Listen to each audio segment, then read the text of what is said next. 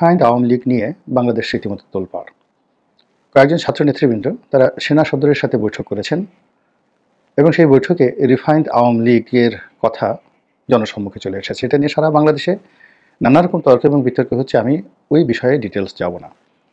আমি শুধু যে বিষয়টি বলতে চাই সেটা হলো রিফাইন্ড আওয়ামী লীগ কি, এটি সম্ভব কিনা এবং যাদের নাম আসছে ডক্টর শিরিন শারমিন চৌধুরী এবং জনাব সাবির হোসেন চৌধুরী, এই দুজনের নেতৃত্বে একটি পরিশুদ্ধ বা বিশুদ্ধ আওয়ামী লীগের কার্যবিধি, কার্যপ্রণালী, কার্যক্রম সম্ভব কিনা এই বিষয়টি আলোচনা করব। যখন বাংলাদেশ আওয়ামী লীগের নাম কেউ নিতে পারেনি জুলাই আগস্ট মাসের পরে, অর্থাৎ আগস্ট মাসের 15 তারিখের মধ্যে বাংলাদেশ আওয়ামী লীগের নাম যখন কেউ নিতে পারেনি, ঠিক সেই সময়টাতেই আমি কিন্তু এটি পরিশুদ্ধ বা রিফাইন্ড আওয়ামী লীগের কথা বলেছিলাম। এবং আপনাদের হয়তো অনেকেরই মনে আছে যে ওই সময়টাতে আমি সুপারিশ করেছিলাম যে বাংলাদেশে যদি আওয়ামী লীগের যারা বিশুদ্ধ ব্যক্তি রয়েছে তার মধ্যে অন্যতম সাবির হোসেন চৌধুরী রয়েছেন, সেলিনা হায়াত আইভি রয়েছেন, এমনকি সাবেক রাষ্ট্রপতি আব্দুল হামিদ চৌধুরী রয়েছেন, তারপর আরও অনেক, উত্তরবঙ্গের শহীদুজ্জামান খান রয়েছেন, এরকম অন্ততপক্ষে যাদের ফেজ ভ্যালু রয়েছে, মেজর রফিকুল ইসলাম বীর উত্তম যিনি একসময় সাবেক স্বরাষ্ট্রমন্ত্রী ছিলেন তিনি আছেন, তারপর সুনামগঞ্জের সেই যে পরিকল্পনা মন্ত্রী ছিলেন আব্দুল মান্নান সাহেব তিনি আছেন, এর বাইরে আরও অনেকে। আরেকজন মান্নান সাহেব আছেন, একসময় মেহেরপুরের এমপি ছিলেন অধ্যাপক আব্দুল মান্নান, সাবেক এমপি। তো যাদের বিরুদ্ধে কোনো মামলা নাই, মোকদ্দমা নাই, তাদেরকে দিয়ে যদি আওয়ামী লীগের রাজনীতিটা শুরু করানো যেত তাহলে রাজনীতিতে একটা ভালো ফলাফল আসতো। আজকে যে ক্রাইসিসগুলো হচ্ছে আওয়ামী লীগের সঙ্গে জামাতের সঙ্গে অন্যান্য ছোট ছোট রাজনৈতিক দলের, ইসলামিক দলগুলোর, এই ক্রাইসিসটা থাকতো না। এবং নির্বাচনে যে অনিশ্চয়তা দেখা দিয়েছে, সামরিক শাসন, জরুরি আইন থেকে শুরু করে আরও যে সকল বিষয় বলা হচ্ছে, অথবা এমনকি ভারতের হস্তক্ষেপ, ভারতের সেনা শাসন, যা কিছু বলা হচ্ছে এর একটাও কিন্তু এই মুহূর্তে হতো না। কিন্তু দেখা গেল যে এই রিফাইন্ড আওয়ামী লীগ বলতে আমি যে বিষয়টি বুঝাচ্ছিলাম সেই বিষয়টি এখন হিতে বিপরীত হয়ে গেছে।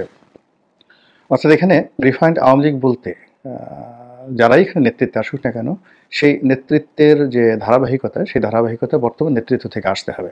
অর্থাৎ এই মুহূর্তে শেখ হাসিনা এবং তার যারা সঙ্গী সাথী রয়েছেন দেশের বাইরে, তারা এই রিফাইন্ড আওয়ামী লীগকে দায়িত্ব দেবেন যে আপনারা এই কাজটি করুন। এবং এই কাজটি না করা পর্যন্ত কোনো অবস্থাতেই বাংলাদেশের আওয়ামী লীগের নেতাকর্মী যদি আসমান থেকে ফেরেশতাও নাজিল করা হয়, নেতাকর্মীরা মেনে নেবে না।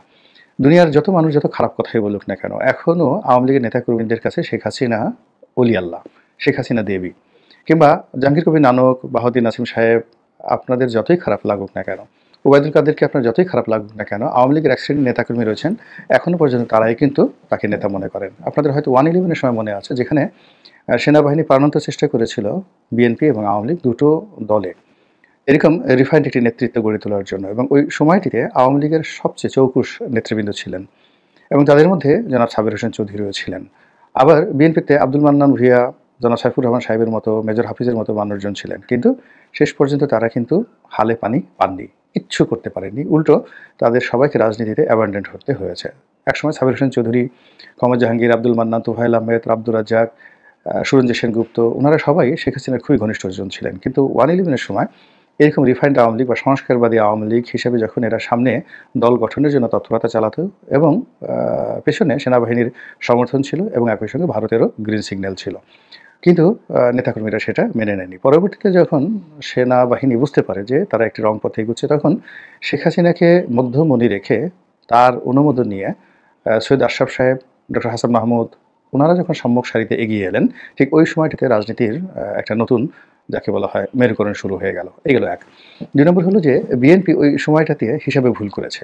এবং বিএনপি, আমি মনে করি যে 1991 সালে বিএনপি যে ক্ষমতা এসেছিল, এটি স্বয়ং আল্লাহ রাব্বুল আলামিন তাদেরকে বসিয়ে দিয়েছিল ক্ষমতাতে। কিন্তু পরবর্তীতে বিএনপি সব সময়টাতেই তারা ভুল করেছে। জিয়াউর রহমানের অবর্তমানে তারা জাস্টিস সাত্তারের সময় ভুল করেছে, তারপরে 96-তে তারা ভুল করেছে, 2001-এ তারা ভুল করেছে, এখনও তারা কন্টিনিউয়াসলি ভুল করে যাচ্ছে। এবং এই ভুলের মাসুলের ফলে কী হলো, তাদের যে প্রাপ্তি, একেবারে সাজানো গোছানো যে জিনিসটি হতে পারত, পুরো জিনিসটি তাদের জন্য অনিশ্চিত হয়ে গেছে। এগুলো নিয়ে আরেকটা ভিডিও অন্যভাবে করা যেতে পারে। এখানে ভিডিও পরিধি যাতে বড় না হয় সেজন্য যে জিনিসটা বলছি যে বিএনপি এখন যে অনিশ্চয়তার মধ্যে পড়েছে, সেই অনিশ্চয়তা থেকে বের হওয়ার জন্য তাকে অবশ্যই আওয়ামী লীগের মতো একটা শক্তিশালী বিরোধী দল নির্বাচনের মাঠে লাগবে, রাজনীতির ময়দানে লাগবে। অন্যথায় তাদের যে অস্তিত্ব, এই অস্তিত্ব বিলীন হয়ে যাওয়ার সম্ভাবনা বেশি। এখন পরিস্থিতি এমন অবস্থা হয়ে গেছে যে জনাব তারেক রহমান সাহেবকে, মানে বাস্তবতা হলো এবি পার্টির পেছনে ঘুরতে হচ্ছে। আবার বলছি, জনাব তারেক রহমান সাহেবকে এবি পার্টির পেছনে ঘুরতে হচ্ছে। গণ অধিকার পরিষদের দুটো গ্রুপ, ভিপি নুরুল হক নুরুর পিছনে ঘুরতে হচ্ছে। আবার তাদের যে কাউন্টার গ্রুপ জনাব যেটা তার নামও তারেক রহমান, তিনি আমজনতার দল হিসেবে একটি দল করেছেন, তাদের পিছনে ঘুরতে হচ্ছে। এবং আপনি লক্ষ্য করুন যে বিএনপি এই রোজার মাসে যে অনুষ্ঠানগুলো করছেন, তো সেখানে সাংবাদিকদের জন্য যে অনুষ্ঠান করছেন, তারপরে শেষে আলেম ওলামাদের জন্য অনুষ্ঠান করছেন, এতিম মিসকিনদের জন্য যে অনুষ্ঠান করছেন, সব জায়গাতেই আপনি দেখবেন যে বিএনপির কিছু নির্ধারিত মুখ, যারা তারেক রহমান সাহেবের ঘনিষ্ঠজন, তারা সেখানে দাঁড়িয়ে থাকেন। আর যারা আমন্ত্রিত বা অভ্যাগত অতিথি, তাদের মধ্যে এরকম কোনো উল্লেখযোগ্য নাগরিক নেই যে নাগরিকদেরকে দেখলে এই দলটির প্রতি মানুষের একটা অন্যরকম সম্ভ্রম চলে আসবে। তো এরকম একটা অস্বস্তিকর অবস্থার মধ্যে বিএনপি পড়েছে।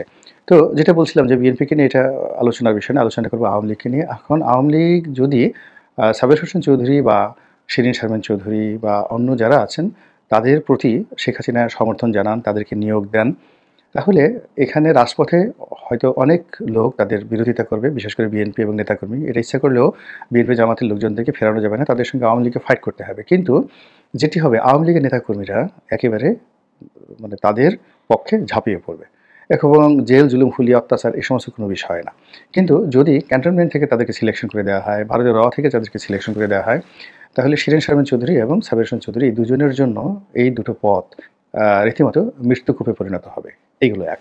২ নম্বর হলো জনাব সাবের হোসেন চৌধুরী আন্তর্জাতিকভাবে খুবই পরিচিত, ভালো ইংরেজি বলেন এবং আওয়ামী লীগের রাজনীতির দুঃসময় থেকে শুরু করে সুসময় সব সময়টাতে তিনি ছিলেন শেখ হাসিনার একেবারে ঘনিষ্ঠ। তিনি রাজনৈতিক সচিব হিসেবে দায়িত্ব পালন করেছেন, গ্রেনেড হামলায় আহত হয়েছেন, অর্থনৈতিকভাবে তিনি যথেষ্ট সচ্ছল, বন্ধু বৎসল। ফলে তার রাজনৈতিক গ্রহণযোগ্যতা, তার রাজনৈতিক যোগ্যতা নিয়ে প্রশ্ন করার কোনো রকম হেতু নেই। কিন্তু এখানে যে বিষয়টি রয়ে গেছে সেটি হলো তিনি অনেকটা হতোদ্যম হয়ে পড়তে পারেন। এর কারণ হলো ১/১১ পর থেকে সেই শেখ হাসিনা তাকে যে দূরে রেখেছে এবং প্রতি পদে পদে তাকে অপমানিত করেছে, লাঞ্ছিত করেছে। ফলে আওয়ামী লীগের প্রতি তার যে আগের যে ভক্তি এবং শ্রদ্ধা, এটা যে নেই, এটা শতভাগ নিশ্চিত করে বলা যায়। ফলে একটি অবদমিত, একটি বিক্ষুব্ধ, একটি অপমানিত চিত্ত নিয়ে কখনোই ভালো কিছু করা যায় না। তো সাবির হোসেন চৌধুরীকে যদি শেখ হাসিনা মনোনয়ন দেয়ানো, সেক্ষেত্রে তিনি তার যে বেনিভোলেন্টনেস যেটা বলা হয়, সেটি তিনি দেখাতে পারবেন না। মূল কারণটা হলো তিনি পলিটিশিয়ান, কিন্তু নট সিজন পলিটিশিয়ান। তোফায়েল সাহেব, আমর সাহেবদের মতো বা আবুল হাসনাত আবদুল্লাহ সাহেবদের মতো সিজন পলিটিশিয়ান নন। ছাত্র জীবনে তিনি কখনো ছাত্রলীগ করেননি। তারপর জীবনের একটা বিরাট অংশ রাজনীতি বিমুখ ছিলেন, দেশের বাইরে পড়াশোনা করেছেন, রীতিমতো ধনীর সন্তান হিসেবে জীবনের একটা সময় তার ভিতরে যে রাজনৈতিক উচ্চাশা এসে যায় মূলত স্পোর্টস নিয়ে। এবং তার সঙ্গে সালমান এফ রহমানের খুব পারিবারিক সম্পর্ক, বন্ধুত্ব এবং আত্মীয়তা, এবং সেই সুবাদে তারা আবাহনী ক্লাব করতেন একই সঙ্গে, সাবির হোসেন চৌধুরী এবং সালমান এফ রহমান। এবং এই কারণেই সালমান এফ রহমানের মাধ্যমেই সাবির হোসেন চৌধুরীর অভিষেক ঘটে এই আওয়ামী লীগের রাজনীতিতে। এবং আরও একজন লোক এখানে গুরুত্বপূর্ণ ভূমিকা পালন করেছিলেন, তিনি হলেন হারুনা রশিদ। তিনি আবাহনী ক্লাবের অন্যতম পরিচালক ছিলেন, পরে সম্ভবত প্রেসিডেন্ট হয়েছিলেন এবং তিনি শেখ কামালের খুব ঘনিষ্ঠ বন্ধু, শেখ হাসিনার ঘনিষ্ঠজন এবং পরবর্তীতে এমপি হয়েছিলেন। এই ভদ্রলোকের সঙ্গে সাবির হোসেন চৌধুরীর খুব বন্ধুত্ব ছিল। ফলে সাবির হোসেন চৌধুরীর মতো একজন ভদ্রলোককে এই প্রথম রাজনীতিতে আনার পেছনে জনাব হারুন এবং জনাব সালমান এফ রহমানের ভূমিকা রয়েছে। কিন্তু এরপর থেকে, অর্থাৎ তিনি আসার পর থেকে সর্বোচ্চ চেষ্টা করেছেন এই দলটিকে সেবা করার জন্য। কিন্তু 1/11 সেই ঘটনার পর থেকে তাকে যেভাবে অপমানিত করা হয়েছে, যেটি আলটিমেটলি তার জন্য এটি বহন করা খুব একটি কঠিন একটা বিষয়। ফলে এই সময়টিতে তিনি সাহস দেখাবেন, সামনে এগিয়ে আসবেন, এটির সম্ভাবনা একেবারে খুব অল্প। ফলে আর্মি বললেও তিনি আসবেন না, শেখ হাসিনা যদি বলেনও তিনি আসবেন কি আসবেন না আমি এটা বলতে পারবো না। দ্বিতীয়ত, শিরিন শারমিন চৌধুরী আমাদের ডিপার্টমেন্টেরই মেয়ে। তো যাই হোক, এখন উনি স্পিকার পদে এসেছেন, কিন্তু বাস্তবতা হলো যে জীবনে কোনো দিন রাজনীতি তিনি করেননি। রাজনীতি সম্পর্কে তার কোনো আগ্রহ অতীত ছিল না, এখনও নেই। তারপর তিনি শেখ হাসিনার অত্যন্ত স্নেহভাজন। তিনি আরও অনেককেই স্নেহ করতেন শেখ হাসিনা। যেমন তিনি ডক্টর সেলিম মাহমুদকে স্নেহ করতেন, শিরিন শারমিন চৌধুরীকে স্নেহ করতেন। এটা ওনার একান্ত ব্যক্তিগত বিষয়। কিন্তু তিনি তাদেরকে যে রাজনৈতিক পদ এবং পদবি দিয়েছেন, এই পদ এবং পদবিকে ব্যবহার করে তারা নেতাকর্মীদের কল্যাণে, দলের কল্যাণে কোনো কিছু করতে পেরেছেন এবং পারবেন, এর ন্যূনতম কোনো সম্ভাবনা নেই। রাজনীতি করার জন্য যে সাহস লাগে, শক্তি লাগে, সেটি ডক্টর শিরিন শারমিন চৌধুরীর নেই। ফলে তাকে যদি দায়িত্ব দেওয়া হয়, সেটা সভাপতি হিসেবে দেওয়া হোক, জেনারেল সেক্রেটারি হিসেবে দেওয়া হোক, এটি শেখ হাসিনার জন্য আরেকটি ভুলের কারণ হবে। অন্যদিকে শেখ হাসিনা যদি দায়িত্ব না দেন, আর অন্যদিকে যদি ক্যান্টনমেন্ট থেকে তাকে বলা হয় বা র থেকে বলা হয়, ভারত থেকে বলা হয়, যেভাবে বলা হোক না কেন, তিনি কোনো অবস্থাতে সামনে আসতে পারবেন না। ফলে রিফাইন্ড আওয়ামী লীগ নিয়ে যে কথাবার্তা হচ্ছে, মাঠ গরম হচ্ছে, এটির কোনো বাস্তব হেতু নেই, বাস্তব ভীতি নেই, ভিত্তি নেই, এবং এটা হলেও বিপদ, না হলেও বিপদ।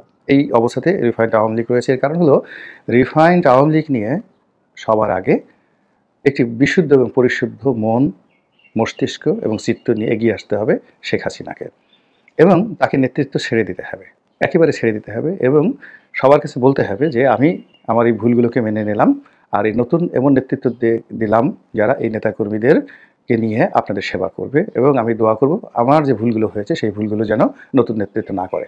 তো এই যে রিফাইন্ড বা বিশুদ্ধতা বা পরিশুদ্ধতা, এটি যদি স্বয়ং শেখ হাসিনার নিকট থেকে এবং শেখ পরিবারের নিকট থেকে না আসে, এটি অন্য কোনোভাবে আসবে না। এক, উনি যদি এটি অনুমোদন না করেন, এটি কেউ মানবেন না। ৩ নম্বর হলো যে এখন পর্যন্ত আওয়ামী লীগের মধ্যে কোনো অনুশোচনা কারোর মধ্যে নেই। তারা মনে করছেন যে আবার তারা ক্ষমতায় আসবেন, শেখ হাসিনা আবার আসবেন,